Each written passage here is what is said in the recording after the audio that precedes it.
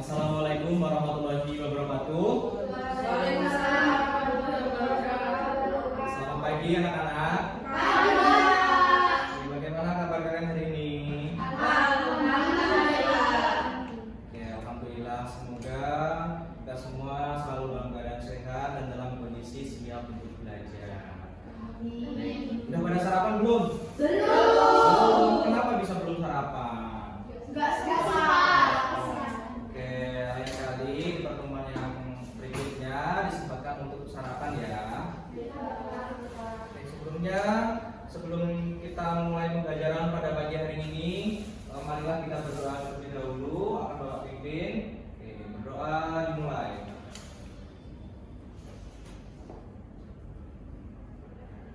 Berdoa selesai.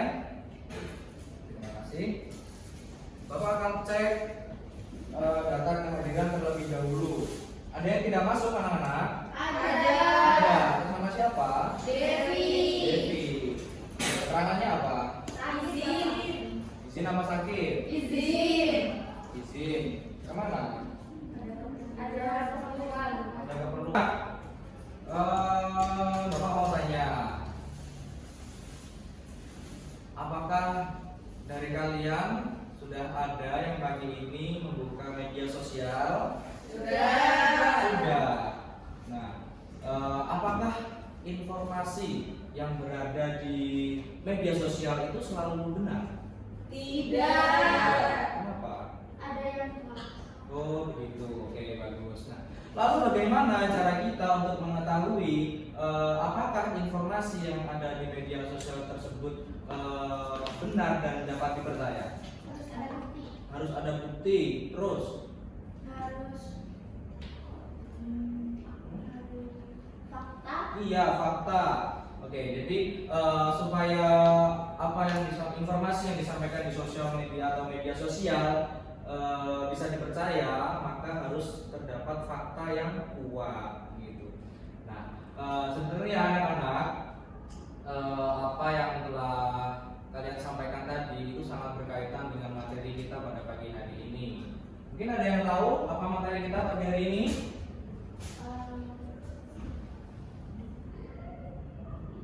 Belum tahu. Belum tahu.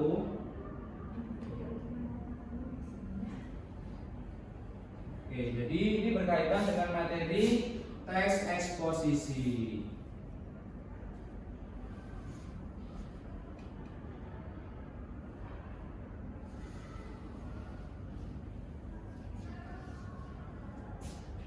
Baik anak-anak, Bapak akan bagikan LKPD terlebih dahulu. Silakan nanti dikerjakan secara mandiri dan tolong dikerjakan dengan jujur.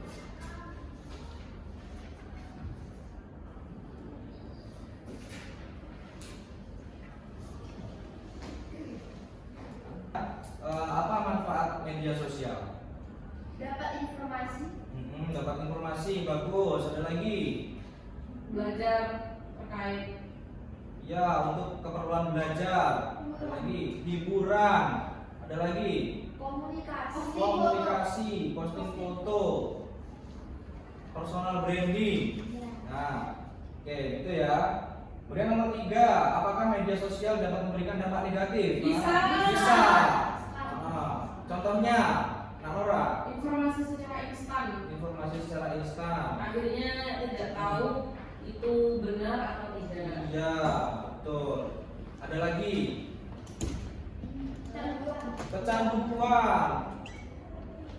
Karena bermain media sosial ini bisa membuatkan kecanduan terus hingga lupa dengan kegiatan yang wajib dilakukan sehari-harinya. Begitu ya. Oke, lanjut nomor 4. Mengapa banyak pelajar menggunakan media sosial? Kebutuhan? Kebutuhan apa nanti? Buat searching. Searching. Oke, bagus. Ada lagi? Anggun, kebutuhan apa? Oke. Seperti tadi Bapak. Hiburan, mencari hiburan. Hiburan. Jadi sebagai pelajar menggunakan media sosial pastinya digunakan untuk media belajar atau mencari sebuah informasi, gitu ya. Oke, kemudian nomor 5. Tuliskan pendapatmu tentang penggunaan media sosial secara bijak. Oke, ini salah satu dari yang anak-anak bisa memberikan pendapat singkat saja. Mungkin 1 kalimat mungkin. Penggunaan media sosial dapat membuat otak kita brain out.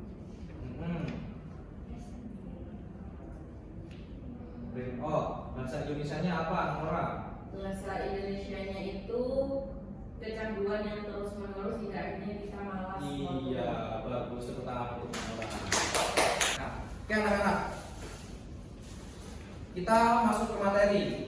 Jadi kalau kita tarik kesimpulan pengertian teks eksposisi,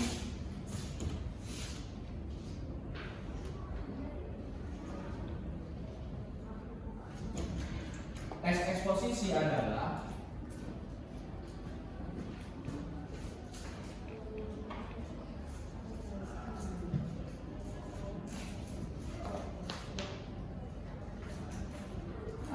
teks yang berisi pendapat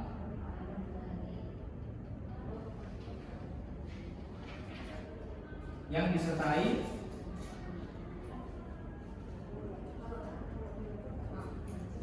fakta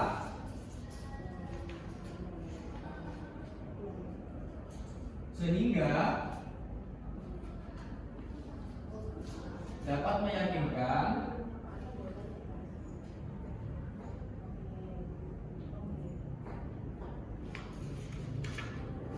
pembaca. Jadi tujuan dari teks eksposisi ini anak-anak itu bukan untuk hiburan, gitu ya. Jadi tujuannya itu untuk memberikan informasi sehingga menyampaikan informasi dan disertai argumen atau fakta yang kuat sehingga apa? Sehingga dapat meyakinkan pembaca, gitu. Adapun struktur dari teks eksposisi anak-anak,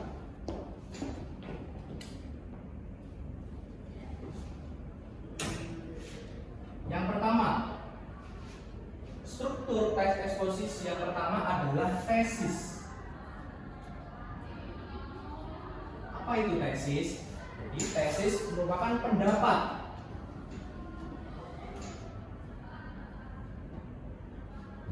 Apakah cukup ketika membuat teks eksposisi hanya menyampaikan pendapat? Tidak. Nah, maka dari itu struktur teks eksposisi yang kedua adalah argumentasi.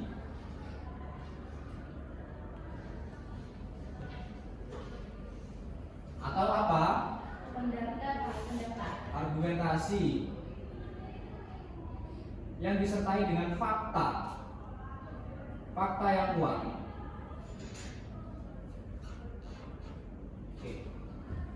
Lalu bagaimana supaya pembaca atau pendengar bisa lebih yakin dengan teks tersebut, dengan informasi yang disampaikan disampaikan pembaca di teks tersebut? Yang terakhir adalah penegasan ulang.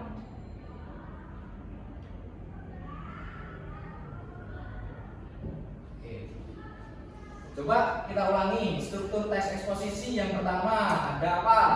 Tesis. Nah, atau pendapat. Kemudian yang kedua argumentasi. Yang ketiga penegasan ulang. Baik.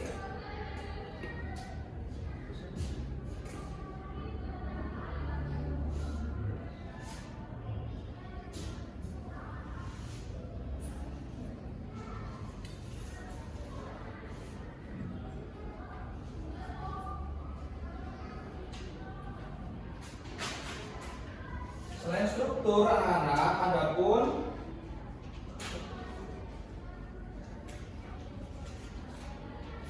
ciri-ciri dari teks eksposisi.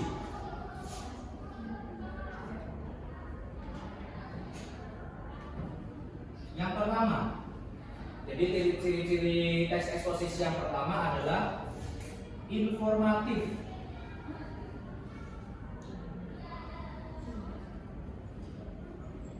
Kenapa informatif? Karena tes eksposisi itu adalah menyampaikan informasi. Nah, dikarenakan tes eksposisi ini menyampaikan informasi,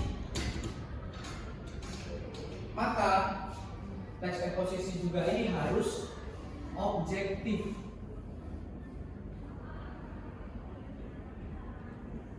Sehingga dapat dipercaya gitu anak-anak. Nah, ketika tes tersebut digunakan untuk membuat orang lain percaya, maka bahasanya harus bagaimana anak-anak? Harus menggunakan bahasa yang bagaimana? Jelas. Jelas. Menggunakan bahasa Baku. bahasa baku. Bahasanya Formal. bahasanya baku. Nah, kemudian untuk membuat pembaca paham atau percaya dengan apa yang disampaikan oleh penulis, selain bahasanya baku, juga harus mengandung apa? Fakta. Mengandung fakta, iya, mengandung fakta dan juga data. Nah,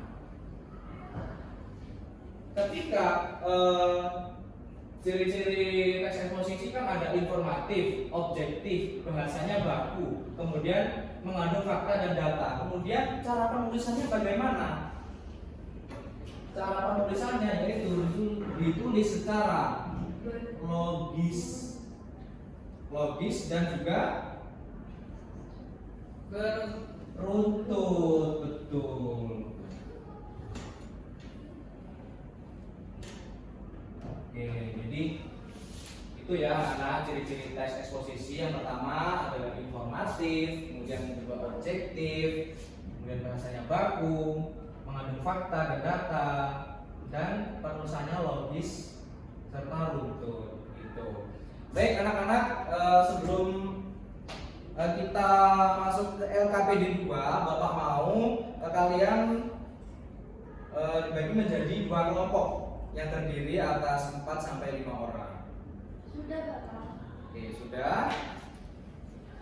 Bapak akan menampilkan contoh dari tes eksposisi terlebih dahulu. Bapak disuruh. Gak kelihatan? Jujur enggak. Oke, Bapak bacakan ya kalau tidak terlihat. Oke. Manfaat membaca buku bagi pelajar. Membaca buku merupakan kegiatan yang sangat bermanfaat bagi pelajar. Melalui membaca, pelajar dapat menambah pengetahuan dan wawasan tentang berbagai hal. Oleh karena itu, kebiasaan membaca perlu ditanamkan sejak dini. Buku menyediakan banyak informasi yang dapat membantu pelajar memahami materi pelajaran dengan lebih baik. Selain itu, membaca juga dapat meningkatkan kemampuan berpikir kritis, memperkaya kosakata, dan melatih konsentrasi. Pelajar yang gemar membaca umumnya memiliki kemampuan belajar yang lebih baik dibandingkan dengan pelajar yang jarang membaca. Dengan demikian, membaca buku memiliki banyak manfaat bagi pelajar. Kebiasaan ini perlu terus dikembangkan agar pelajar menjadi pribadi yang cerdas, berpengetahuan luas, dan siap menghadapi berbagai tantangan di masa depan. Gitu. Nah, dari teks eksposisi yang Bapak tampilkan ini, coba salah satu dari kalian. Tadi kan struktur tes eksposisi ada 3. Nah, Bapak mau tanya, pada tes ini manakah yang merupakan bagian argumen? Coba angkat tangan.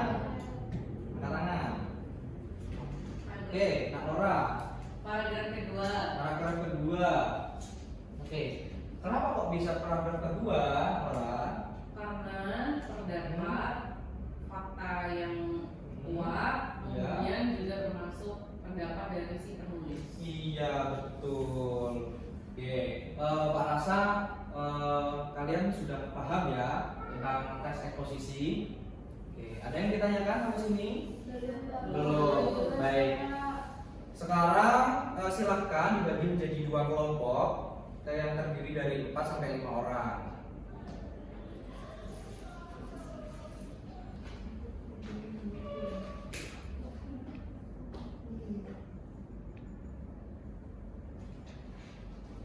Ada yang ditanyakan? Belum.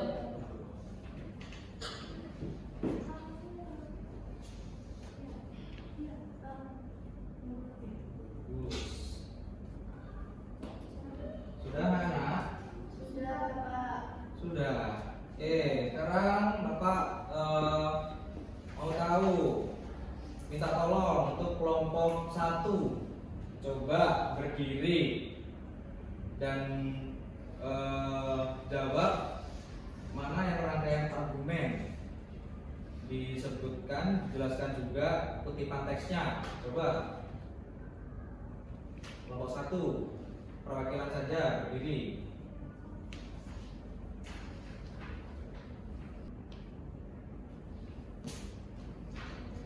Ya, silakan. Jadi untuk rangkaian argumen kutipan teksnya itu di paragraf kedua, dengan literasi digital yang baik, pelajar dapat memperoleh informasi yang akurat dan terhindar dari penyebaran berita palsu. Selain itu, kemampuan ini membantu pelajar menggunakan internet sebagai sarana belajar yang efektif dan produktif. Iya, betul. Baik, selanjutnya kelompok 2. Jangan mau kalah sama kelompok 1. Bapak mau jelaskan bagian tesisnya. Sebutkan juga kutipan teksnya. Coba salah satu berdiri. Bagian tesisnya itu ada di paragraf pertama Bapak, yang kutipannya literasi digital merupakan kemampuan seorang dalam menggunakan teknologi dan informasi secara bijak. Kemampuan ini sangat penting dimiliki oleh pelajar pada era digital saat ini. Oke, bagus. Kemudian bagian penegasan ulang. Siapa yang bisa? Kelompok 1 atau 2? Angkat tangan. Oke. Kelompok berapa, Mbak? 2. Oh, kelompok 2. Ya, silakan. Boleh. Baik, penegasan ulangnya itu ada di paragraf 3. Misalnya, oleh karena itu literasi digital perlu dikembangkan agar pelajar mampu memanfaatkan teknologi secara positif dan bertanggung jawab. Oke, bagus. Tepuk tangan ya, buat semua. Nah, anak-anak semua sudah paham mana bagian tesis, mana bagian argumen, dan mana bagian penegasan ulang. Selanjutnya bisa dibuka yang lembar kedua. Nah, menentukan ciri-ciri teks eksposisi. Kita jawab bersama-sama ya. Iya. Oke. Nomor 1. Apa topik yang dibahas dalam teks?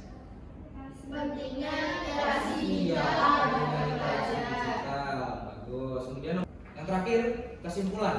Coba Bapak minta salah satu dari kalian untuk menyimpulkan atau menjelaskan pengertian teks eksposisi menurut pemahaman anak-anak sekalian, menurut pemahaman pribadi, menggunakan bahasanya sendiri. Coba salah satu. Bapak mau tahu apakah anak-anak Bapak ini udah beneran paham?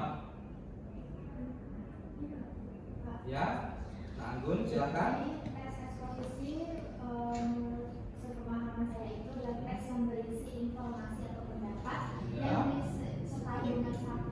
Iya, betul. Jadi itu ya anak-anak. Sampai sini ada yang ditanyakan anak-anak? Tidak. Oke, baik. Jika tidak ada yang bertanya, maka pertemuan pada pagi hari ini bisa Bapak cukupkan. Semoga kita bertemu lagi di pertemuan yang akan datang. Kita akan membahas teks-teks yang lain, gitu ya. Oke, semoga ilmu pada pagi hari ini bisa bermanfaat bagi anak-anakku semua nanti di masa yang akan datang. Sebelum kita mengakhiri pertemuan pada pagi hari ini, alangkah baiknya kita berdoa terlebih dahulu. Bapak pimpin, berdoa dimulai. selesai. Baik, terima kasih anak-anak. Mohon maaf jika Bapak ada salah kata atau perbuatan. Billahi taufik wal hidayah. Wassalamualaikum warahmatullahi wabarakatuh. Waalaikumsalam.